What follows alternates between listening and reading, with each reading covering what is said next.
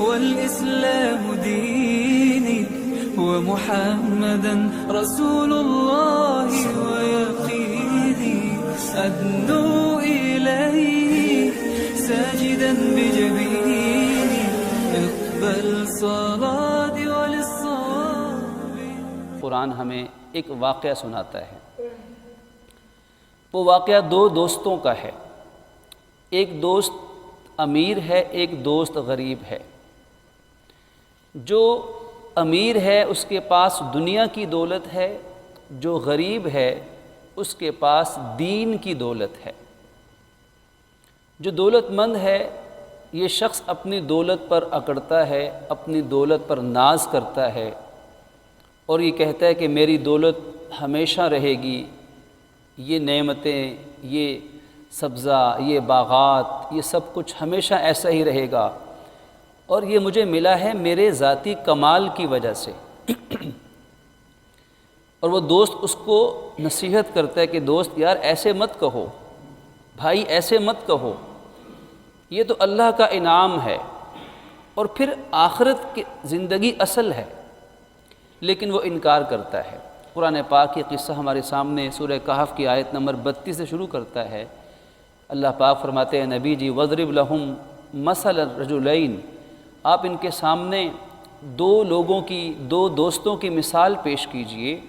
جَعَلْنَا لِأَحَدِهِمَا جَنَّتَيْنِ مِنْ أَعْنَابٍ، ان میں سے ایک شخص کو ہم نے انگوروں کے باغات کا مالک بنایا تھا.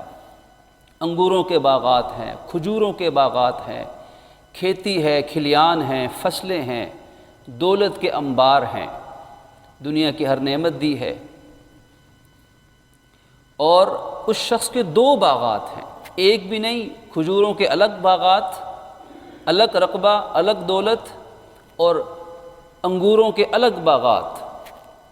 اب دونوں پھلوں سے لدے ہوئے ہیں، انگور بھی خوب وافر اور کھجوریں بھی خوب لدی ہوئی. اللہ پاک فرماتے ہیں ہم نے اس شخص کو ایسے باغات عطا کیے اور ایسا خوبصورت منظر دیا کہ باغات کے بیچ بیچ میں سے کناروں پر نہریں بھی چل رہی ہیں. خوبصورت منظر ہے، پرفضا مقام ہے، صحت افزا جگہ ہے اور وہ شخص وہاں پہ زندگی گزار رہا ہے اور اس کے پاس ہر نعمت موجود ہے. اس کا ایک دوست بھی ہے. یہ دونوں دوست آپس میں اس باغ میں ٹہل بھی رہے ہیں اور بات چیت بھی، گفتگو بھی کر رہے ہیں، گپ شپ بھی لگ رہی ہے. ابھی جو دولت مند ہے یہ اس سے کہتا ہے کہ انا اکثر منک مالا واعز نفرا، کہ میں تمہارے سے مال دولت میں بھی تم سے آگے ہوں اور میری عزت، میرا دبدبہ، میری شہرت سب تم سے زیادہ ہے، تم مجھ سے کمتر ہو. قرآن کہتا ہے کہ یہ بڑے متکبرانہ انداز میں وَدَخَلَ جَنَّتَهُ وَهُوَ ظَالِمٌ لِنَفْسِهِ، اپنے اوپر ظلم کرتے ہوئے ظالمانہ انداز میں، متکبرانہ انداز میں اپنے ان باغات میں چلتا پھرتا ہے اور کہتا ہے کہ مَا أَظُنُّ أَن تَبِيدَ هَٰذِهِ أَبَدًا، کہ میرا تو یقین ہے کہ یہ چیزیں، یہ باغات، یہ جوانی، یہ صحت، یہ دولت، یہ پیسہ، یہ شہرت، یہ ہمیشہ ایسے ہی رہیں گے. وَمَا أَظُنُّ السَّاعَةَ قَائِمَةً، اور میرا یقین ہے کہ قیامت بھی کوئی قائم نہیں ہونے والی. اب دیکھیے دولت کا نشہ، ناجائز دولت اور ناجائز محبت کا اثر دماغ پر یہ پڑا کہ کہا کہ مرنا ورنا کچھ نہیں اور نہ مرنے کے بعد کوئی زندگی ہونی ہے، نہ قیامت ہے، نہ جنت ہے، نہ دوزخ ہے، نہ کوئی امتحان. آخرت کا انکار کر دیا اور کہا کہ اگر بالفرض، ویسے تو آخرت نہیں ہے، قیامت کوئی چیز نہیں ہے، لیکن اگر بالفرض مجھے مرنے کے بعد دوبارہ زندہ کر بھی دیا تو مجھے اس سے کہیں زیادہ ہی دیا جائے گا. چاہے میری زندگی جیسی بھی ہے لیکن بس چونکہ میں باکمال انسان ہوں، دنیا میں میرے پاس ایسی چیزیں ہیں کبھی ختم نہیں ہوں گی، اگر ختم ہو بھی گئیں تو آخرت میں مجھے اس سے کہیں زیادہ مل جائے گا. اب اس کے دوست نے اس کو بڑی پیاری نصیحت کی. سچا دوست کون ہے؟ مخلص دوست کون ہے جو اپنے دوست کا بھلا چاہے؟ اس نے کہا کہ دیکھو، کیا تم اس رب کا انکار کر رہے ہو جس نے تمہیں مٹی سے پیدا کیا ہے؟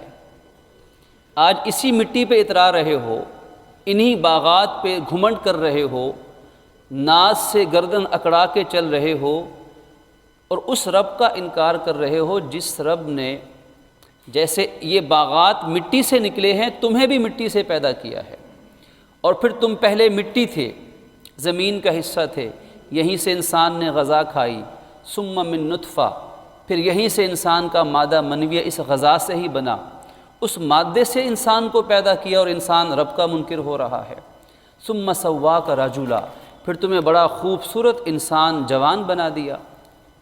ذرا اس مٹی سے ہی سبق سیکھ لو، بالفاظ دیگر اس مٹی سے ہی سیکھ لو کہ جس مٹی سے باغات اور پھل پھول اور انگور اور کھجوریں آج تمہاری آنکھوں کو خیرہ کر رہی ہیں، اسی مٹی سے انسان کا مادہ بنا، اسی مادے سے انسان بنا، اب خوبصورت جوان آدمی ہے، عقل مند پڑھا لکھا ہے، لیکن اب کہتا ہے کہ مجھے پیدا کرنے والا کوئی نہیں ہے۔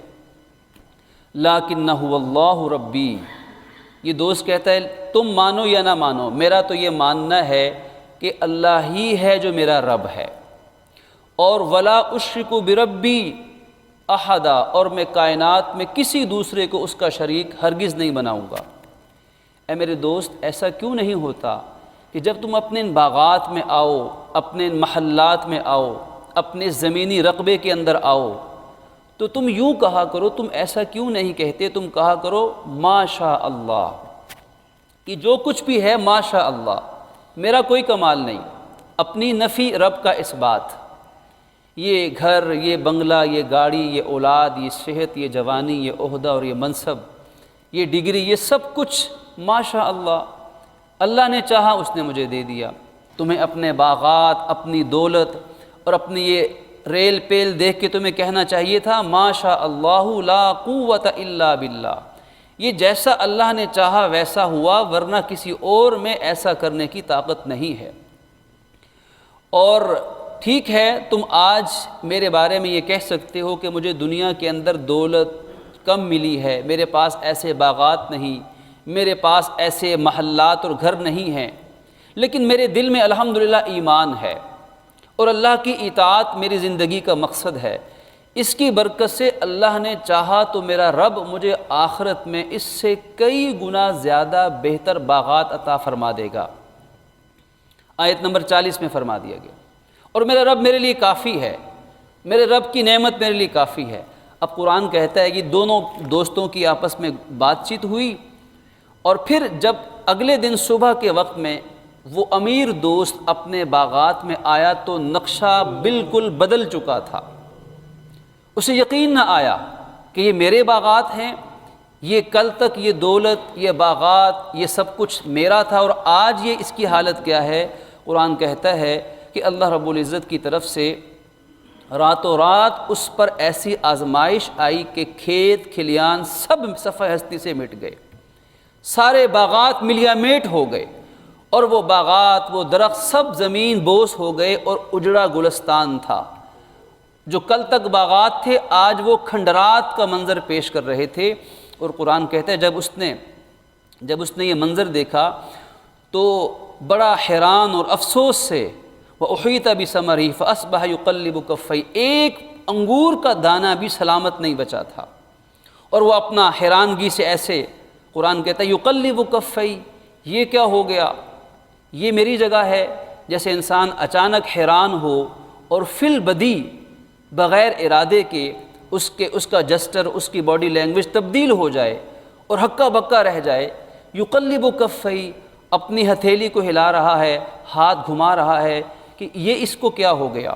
اب وہ افسوس کرتا ہے، وَيَقُولُ يَا لَيْتَنِي لَمْ أُشْرِكْ بِرَبِّي أَحَدًا، اے کاش کہ اب میں اپنے رب کے ساتھ کسی کو شریک نہ بناتا۔ رب نے مجھے دولت دی تھی تو میں اس دولت کو رب کی اطاعت میں ہی استعمال کرتا۔ اے کاش میں اس دولت پر میں تکبر نہ کرتا، میں اس دولت پہ گھمنڈ نہ کرتا، میں اس دولت پر آسرا نہ کرتا کہ میری یہ دولت ہمیشہ رہے گی۔ اس جملے کے اندر یہ سارا مفہوم شامل ہے۔ اے کاش میں اس دولت کی وجہ سے، دولت کے نشے کے اندر مخمور ہو کے، مست ہو کے، اے کاش میں اپنے رب کا انکار نہ کرتا، اے کاش میں اپنی آخرت کو نہ بھلاتا۔